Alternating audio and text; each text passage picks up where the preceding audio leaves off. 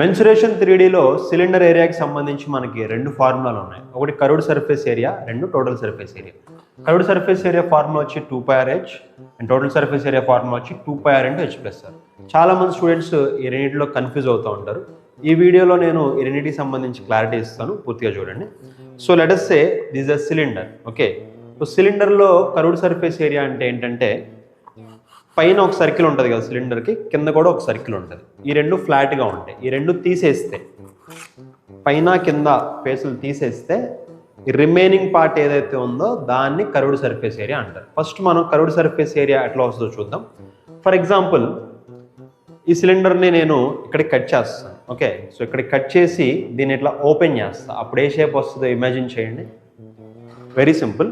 So సిలిండర్ని cut చేసి దీన్ని ఓపెన్ చేస్తే ఇదే హైట్కి మనకి ఇదే హైట్ ఉన్న ఒక రెక్టాంగిల్ వస్తుంది.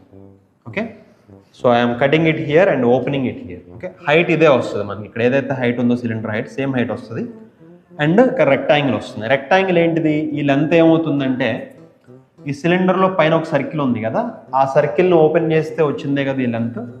So this perimeter of this circle is equal to length of this rectangle. So perimeter of this circle ఏమవుతుంది? రేడియస్ r కదా, సో 2πr కదా పెరిమీటర్, అది మనకు తెలుసు కదా.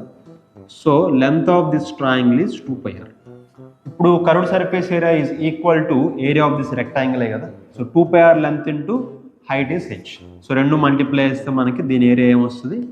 2πrh. So curved surface area 2πrh వచ్చింది మనకి. ఓకే, ఇప్పుడు టోటల్ సర్ఫేస్ ఏరియా అంటే ఏంటంటే, సో టోటల్ సర్ఫేస్ ఏరియా అంటే curved surface area plus upper circle plus bottom circle. Okay, so నేను ఈ మూడు యాడ్ చేస్తాను. సో టోటల్ సర్ఫేస్ ఏరియా అంటే ఏమవుతుంది? Curved surface area plus 2 circles area, అంతే కదా.